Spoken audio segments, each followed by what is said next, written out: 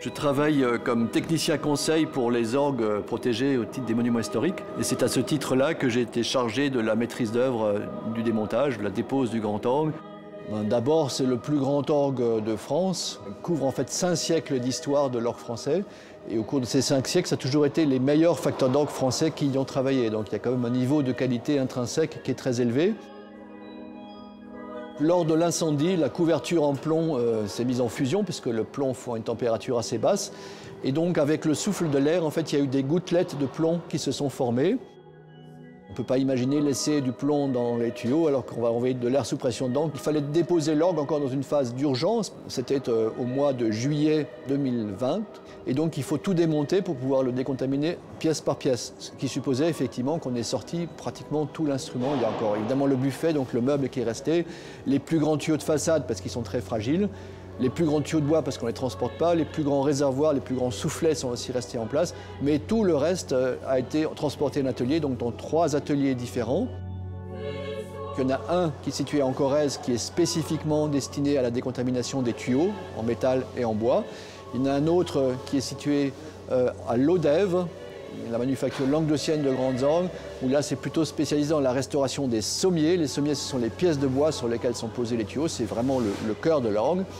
Et puis il y a un 3e atelier, la maison Coirin, qui est dans le Vaucluse, où là c'est plutôt la décontamination des autres éléments et la restauration des claviers, de la console, ainsi que toute la partie de transmission électrique et électronique. La date prévue pour la livraison de l'orgue, c'est le mois de mars 2024, puisque donc il faut compter 1 an de remontage technique complet. Ensuite, à peu près 6 mois d'harmonie et d'accord.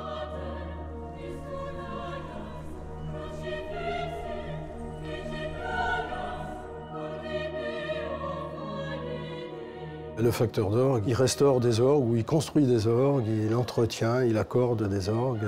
Au tout départ, on reçoit les sommiers qui viennent de l'entreprise Coirin. Ils sont donc décontaminés. Le sommier, dans un orgue, c'est la pièce qui va distribuer et le vent au tuyau et qui permet à l'organiste de choisir l'instrument qu'il veut jouer. Il a des tirettes de chaque côté des claviers. Et il va choisir s'il veut mettre une flûte ou s'il veut mettre une trompette. Une fois ici, on les met à nu et on corrige toutes ces petites imperfections. C'est-à-dire qu'on réencolle les grilles, on dresse les soupapes s'il y a besoin et on teste chaque gravure. Et cette gravure correspond à une note du clavier.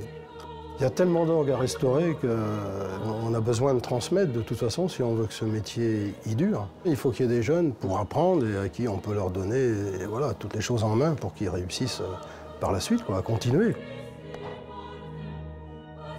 C'est un métier qui est ultra complet. On va avoir l'ébénisterie, la menuiserie, l'électricité, l'électronique, avec maintenant les nouvelles technologies. C'est un métier qui n'est pas évident parce qu'il n'y a pas beaucoup de jeunes.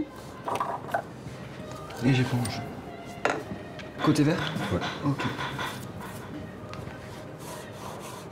J'ai commencé à jouer à 15 ans de l'orgue. J'avais fait du piano avant. Et là, je prépare le bac professionnel en facture d'orgue à échaud. C'est 2 passions qui sont réunies que d'apprendre à fabriquer l'orgue et savoir comment le réparer s'il le faut. Là, tu vois, la conicité, elle est pas mal. Ouais.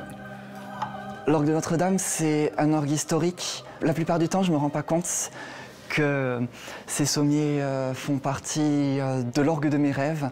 Et de savoir que je vais y travailler dessus, je suis hyper impressionné. C'est un métier aussi qui est très physique. Donc, il y a beaucoup d'hommes. Mais après, moi, ça me fait pas peur. Se dire que j'ai aidé au rétablissement de l'orgue, c'est une fierté et un prestige.